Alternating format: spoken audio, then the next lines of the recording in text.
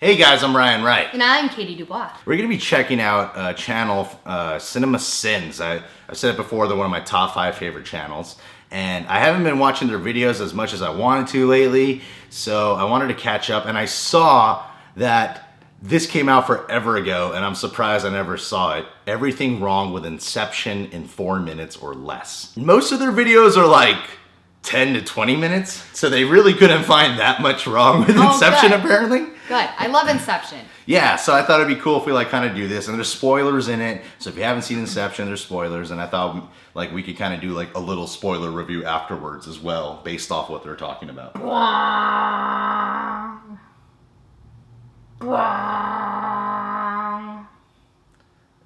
Is that your thing? Is that the character you're creating for yourself on this channel? Well, I was going to. The awkward, weird one? Doesn't seem like you like it. No, that's the music. The deep... Oh, no, I got that. Oh.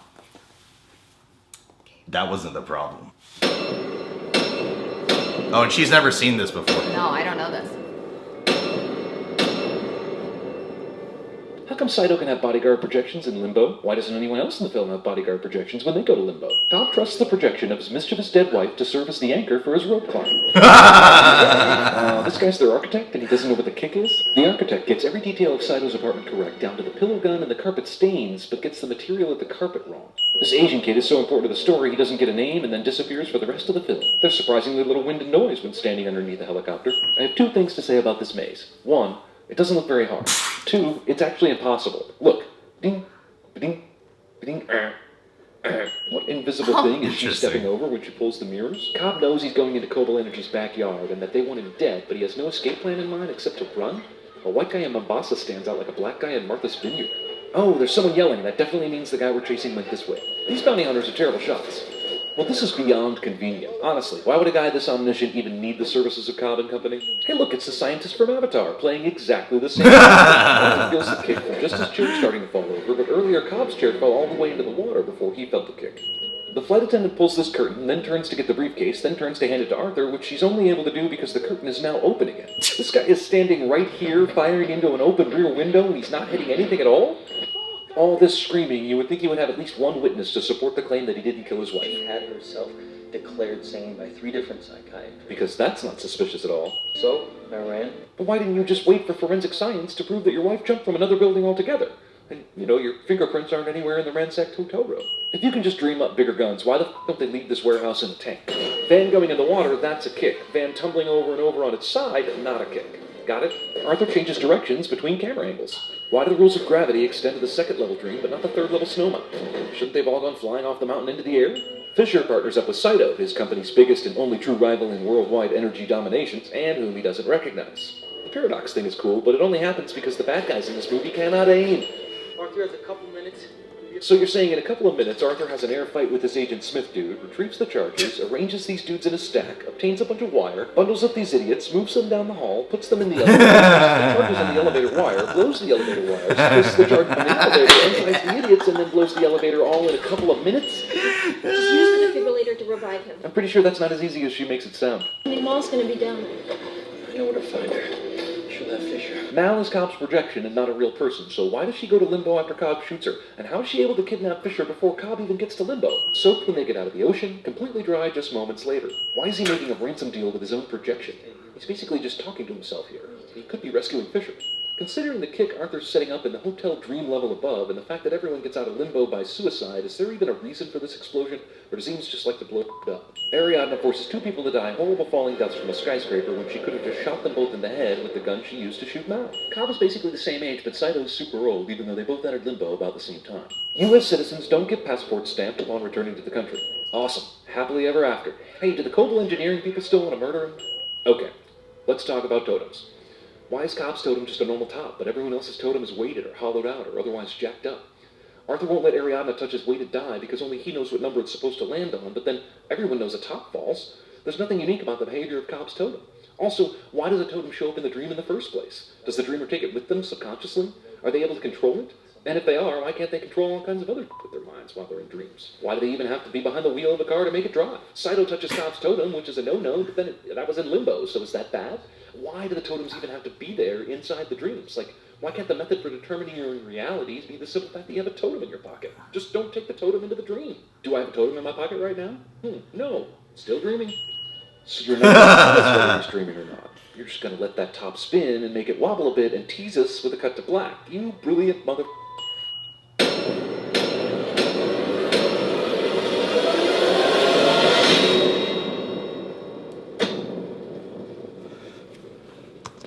I didn't realize how much continuity issues that movie had. I disagree with some of their issues. Oh no, of course, some other issues for sure. I don't ever fully agree. I just think they had the time sequencing wrong. The further you go down dreaming within the dream, time moves. So like if we were in 4 levels down in dreaming, Okay. 1 minute would just be like 1 minute to us. But someone in the next level, it would be an hour. Someone in the level after that, it would be a day. So the fact that they're like, oh, we only have like 10 minutes. Jason Gordon-Levitt does all of this stuff.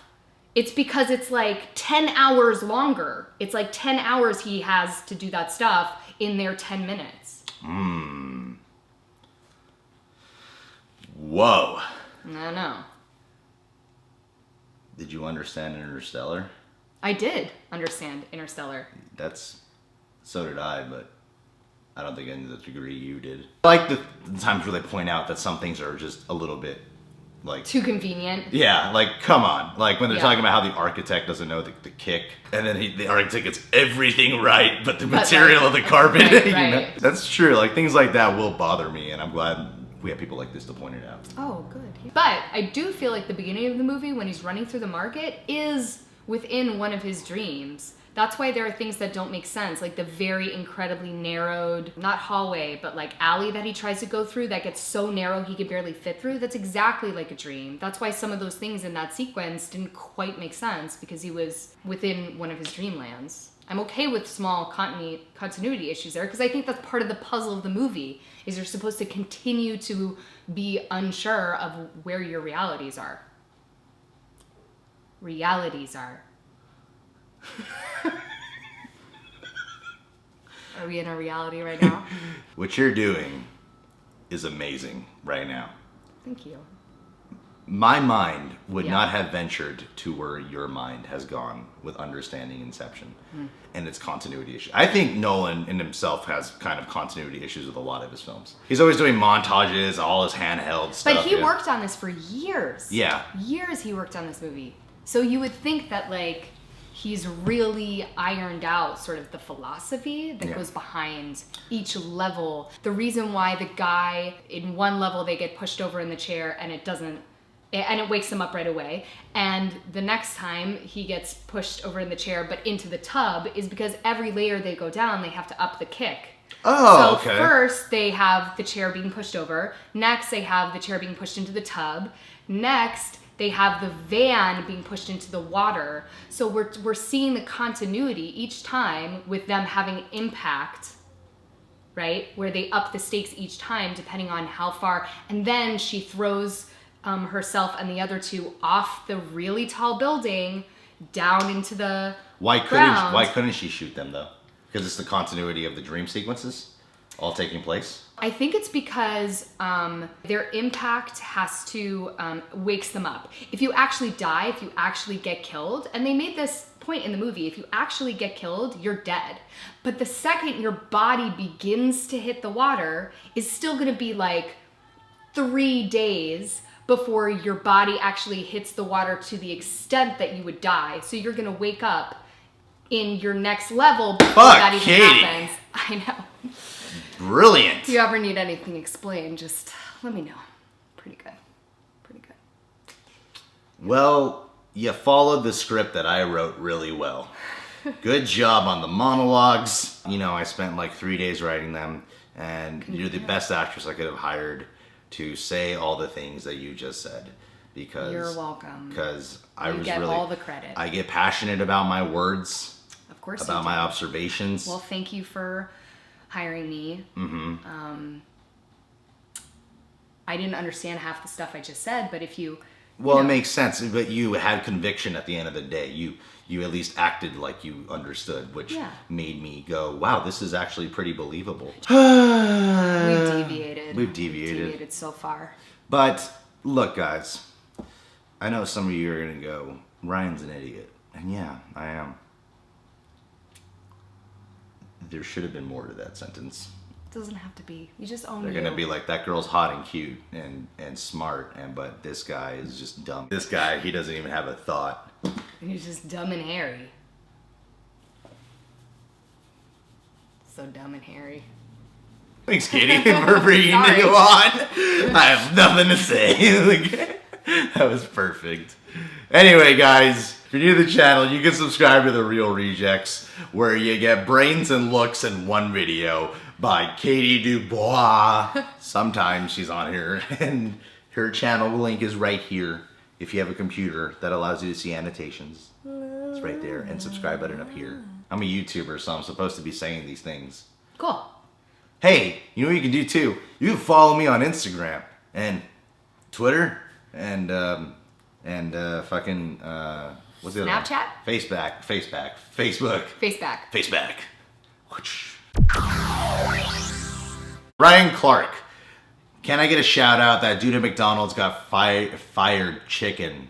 Ha! There's this video of this guy who lost his shit at McDonald's. And he got fired, so he said that guy at McDonald's got fired chicken. Not Because it's like fried just, chicken. but fired. But it's fired chicken. His name's also Ryan. It makes sense why he has such great humor. Because the Ryans know what they're doing. Twins. We're twins. And if we're twins, that means we both have regular sized penises. I have a twin. Really? I do. Do you have regular, equally sized penises? No. Is he a guy or a girl? It's a girl. Twin girls. Does she girls. look like you? No, she doesn't. She's blonde and like blue-eyed. We look totally different, but we're the same. We're twins. Can we see a picture of her? There's a picture on my Facebook of us together. Then at let's our see wedding. what. Oh, she got married? Yeah. Then who the fuck's gonna care about seeing a No, picture of her? me, because I love my sister. I was gonna send Ryan Clark a photo so he could touch himself to her or something. No. But now he's not going to do that Yeah, we because don't she's want that. married. Yeah, that's weird. It's awkward when a girl's married. Yeah. It's not awkward for me, but it's awkward for a lot of other guys. I'm just gonna leave her alone. Yeah, It's probably that best. seems safe.